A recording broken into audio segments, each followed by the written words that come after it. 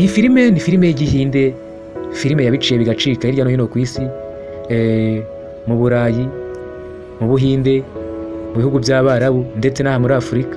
Iyo filime wakwibaza ngo yitwa gute? Iyo filime ni filime ifite ibice bigeze muri 2 ariko ikazageraho igakinwa n'igice cya 3. Ese kubera iki batakinnye igice cya 3? Kanda subscribe wowe ukeneye kumenya ayo mateka, ukeneye kumenya n'igihe kizasohokera nzabikugezeho. Natangiye babwira kuri filime yakinwe n'Abanyakoreya. Iyo filime yitwaga Squid Game. Nababwiye igice cyayo cya 3 igihe kizasohokera, kandi nesho bundi muri uku kwa 6 tugiye gutangira mu minsi mikiri imbere. Kanda subscribe wowe ugeze hano bwa mbere, like, share na comment bigende biherekeje iyo subscribe. Nge nitwa Claude Mwisanzu.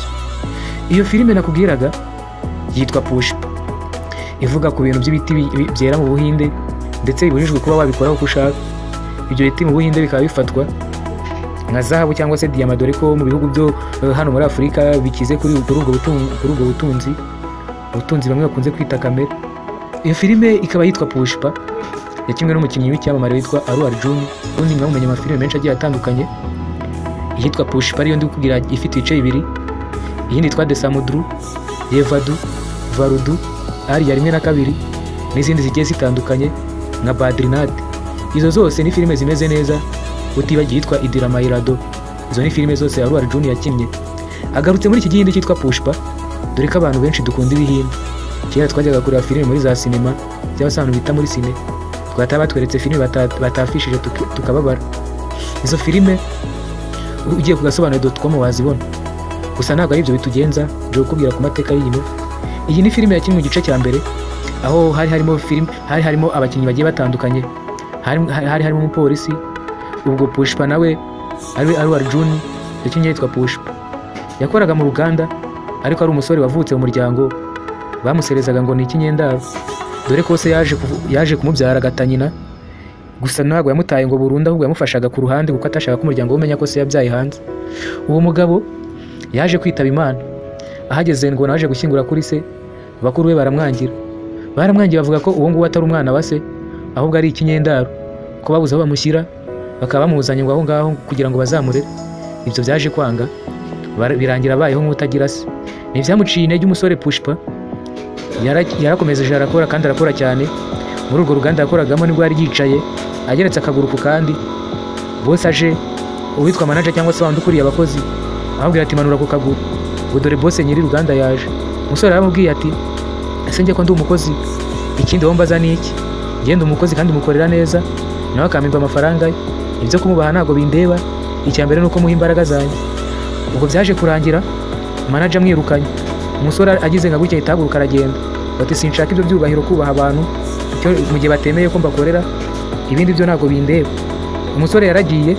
Gusa hari undi musore umwe bakoranaga, wamurebye aramureba cyane, arihangana, aritonda, arashishoza, aravuga ati wari kuyu muhungu ese ni ukubera iki ahisemo gutakaza akagenda, kandi tuzi ko ari umushomeri muri karitsiye bahora bamukubita bamwirukaho kubera kuba ari mayibo.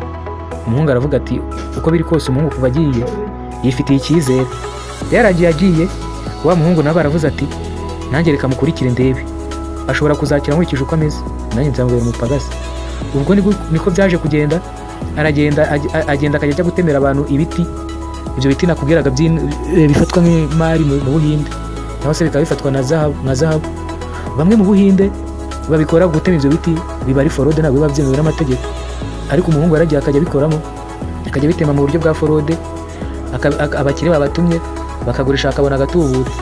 Nyuma yaje kumenya ubwenge, agera ibukuru, birangira amenye nawe iyo business.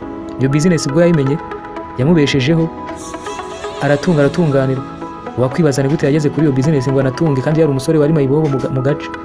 Yaje kugenda bitewe n'ukuntu yigiriraga icyizere, aganiza ba nyiri ibiti, abo ba boss bamutumaga. Bamaze kuganira basanga ari umuhungu ufite ubwenge, kuko ba boss bari babuze uko babigenza, kuko polisi nabwo yari maze igihe bafatira ibiti. Aragenda bagira inama ati mujye mubigenza gutya na gutya. Ubwo niko baje gusanga afite ubwenge.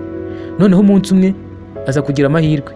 Agize amahirwe, boss abagendanye na boss, bageze aho boss yari agiye basanga aho babikaga ibiti umuntu waharindaga ntawe uhari.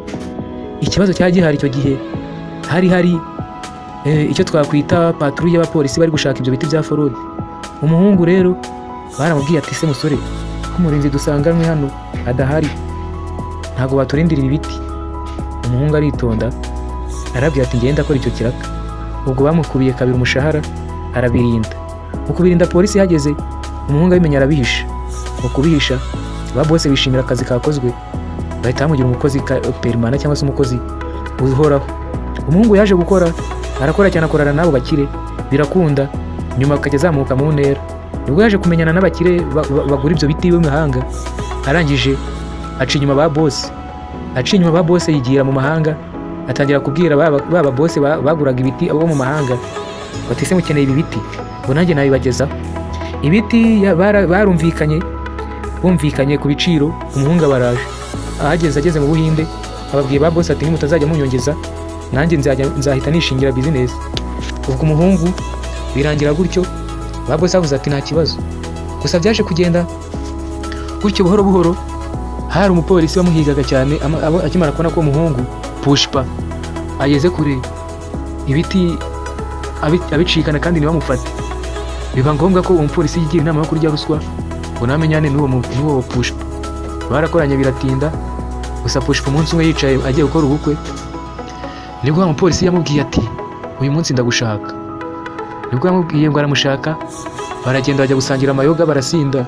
Pushpa yibuka ukuntu ko umugabo yamusuzuguye akamukuraho yari agiye gukorera ubukwe kuko kumwubaha no kugira ute abaramujyanye.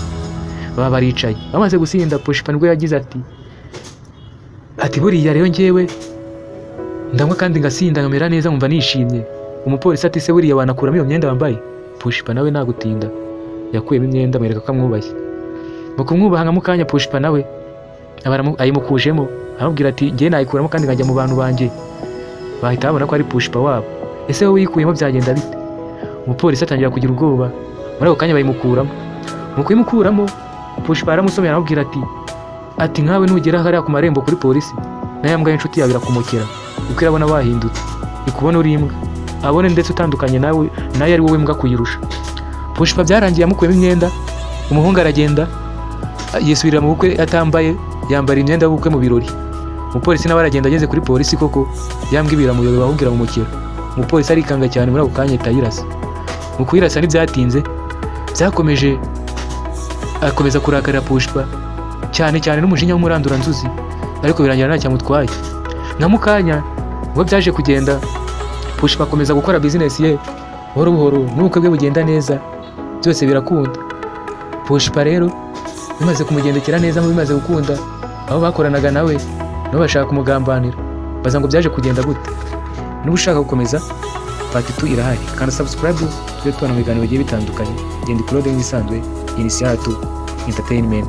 Bye bye, hasta la vista, ciao.